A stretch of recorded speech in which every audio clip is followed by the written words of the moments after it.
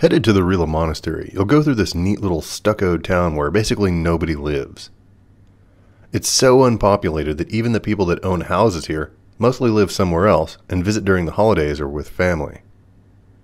The year-round population mostly works in agriculture, with some in the service of the nearby Rila Monastery. You're actually more likely to get into a road delay because of sparring cows than you are from vehicle traffic.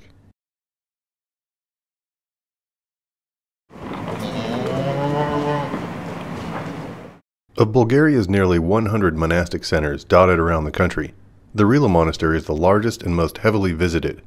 In 2009, nearly 1 million visitors came to see this location. It's definitely an interesting site, and this being among the earlier of my Bulgarian monasteries, I'm finding that they seem to have this common thread of feeling totally rebuilt and slightly unauthentic. This time of year is really great to visit most southeastern Bulgarian monasteries. The mountains are right at the cusp of changing color, and that's where many, if not most, of the monasteries are nestled. So here I am at the Rila Monastery, which is located just outside of the town of Rila, nestled way up in the mountains. It is said that the inspirer, the person who inspired the construction of the Rila Monastery was a man named Ivan of Rila, who lived in this area, in a cave in this area with absolutely no possessions. I'm thinking maybe he probably needed some clothes up here because it's pretty cold, but other than that, his role was as a teacher and a philosopher. Normally there's an entrance to the cave that I mentioned by following the building around and to the left of the entrance. Unfortunately, during my visit, however, there was heavy road construction on that part of the monastery, so we were unable to visit. So dedicated were his students that they constructed what is said to be the largest monastery in Bulgaria. And the construction that you see around you, it's been rebuilt several times due to being razed to the ground via several fires since the 10th century. But the original construction was actually created by students who visited him. The monasteries, as I'm finding them, the several that I've visited so far, are generally enclosed areas with at least one floor of barracks or classrooms or meeting rooms and things like this. This one actually has 4 floors, and it's spread across a very large perimeter with a central cathedral. And that's essentially what makes it the largest in Bulgaria, the fact that it's got 4 tiers to the construction. The artwork that's represented in the murals all throughout the outer walls, and I'm assuming the inner walls as well, of the cathedral, was done by local artists from schools in places like Trnovo and Bansko and lots of other places. They were invited to come here because of their study in a specific school that studied this particular kind of artwork in the same fashion and style as the old world paintings. About the only thing that makes clear the sheer age of this place is the heavily worn stone flooring all around the entryway and inner perimeter of the monastery. The smooth giant stones would have withstood fires and any natural disasters throughout the years, and they would have been the first things used in construction, ensuring that they truly are the oldest relics of this place.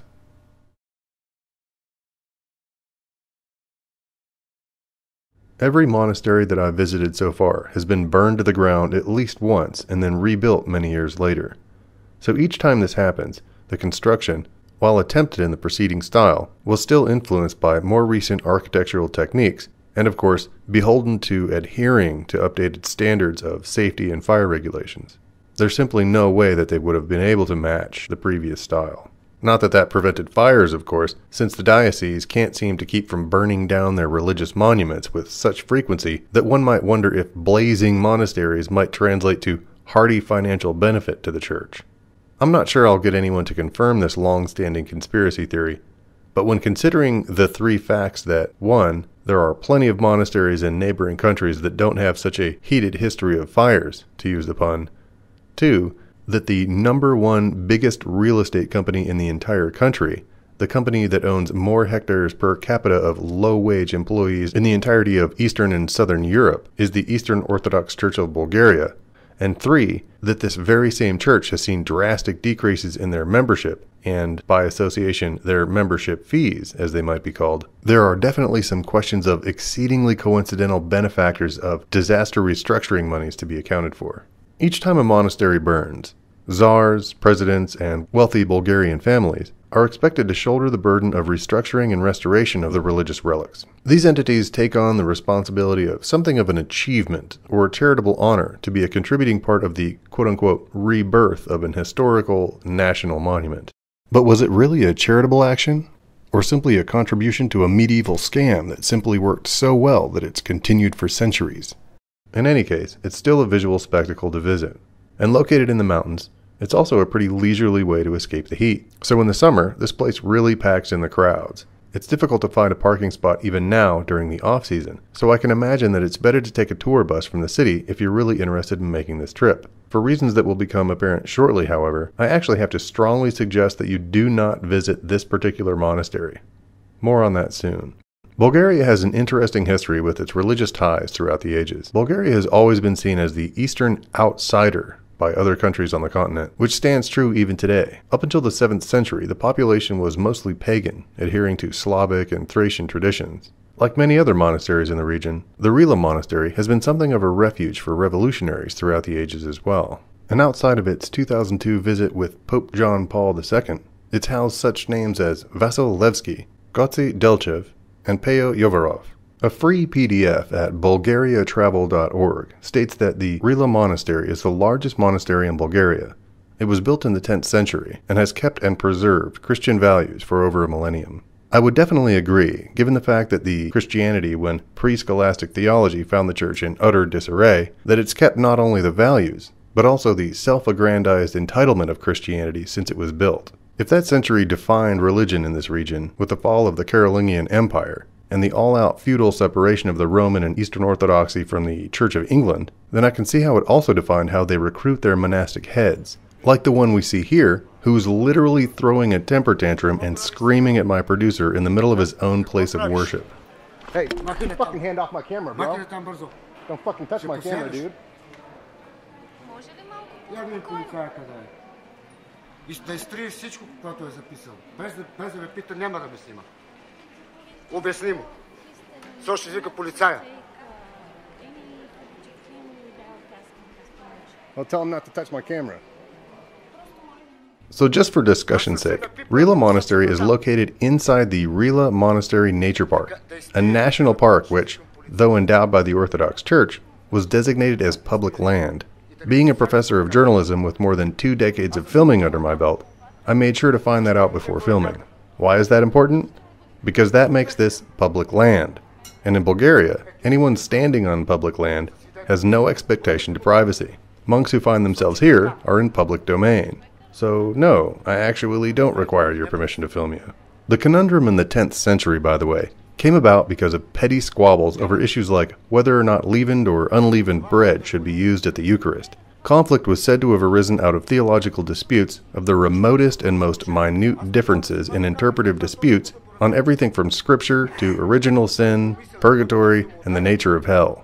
In fact, this period was so tumultuous that it became known as the Great Schism, and in 1054 culminated in the Bishop of Rome calling for his own personal jurisdiction over determining the final word of the most controversial questions of the time. On its masthead website, BulgarianDiocese.org, the Bulgarian Eastern Orthodox Church states that it wishes to teach by both word and deed to inspire all to lead a life of Orthodox Christian belief, worship, and service to others. Well, if this is how they teach in deeds, they might want to revamp their stance on what they claim as service to others. Look at this guy go. He really has nothing better to do than cause a huge stink over getting filmed in a place where he probably ends up in more tourist photos than anyone most people know. After this little kerfuffle, the monk ran off to complain to the police officers directing traffic about the incident, complaining in his combative argument with my producer that he would have them order me to erase my footage, which is terribly unlikely even in the worst scenarios. As we exited the monastery, we walked past the police. They nodded and smiled at me and offered me a hand gesture that assured me not to worry about the monk's conversation. As this man, who honestly looks as old as my father, was having a hissy fit about me filming him in an open and public space, a crowd started to form behind me, and I found it quite ironic that most of them were taking pictures and filming this ridiculous charade. Let's forget for a moment that this man just walked up, assaulted me, and tried to take my camera. He then continued on a tirade that literally lasted long enough for me to describe the last 1,000 years of Orthodox conflict. And here he is, perfectly exemplifying my argument. One member of the crowd actually had to approach him and remind him that, while I probably should have asked permission, this was, after all, a church, and that he should calm down and act like a respectable adult. Thanks, Mr. Monk. I'm sure the spectator-uploaded YouTube views that you'll receive will make your hostility totally worth it. You can see an outtake of this entire interaction, with subtitles of the translation, on my YouTube channel. He can try to say whatever he wants to the police. I'll show him the video.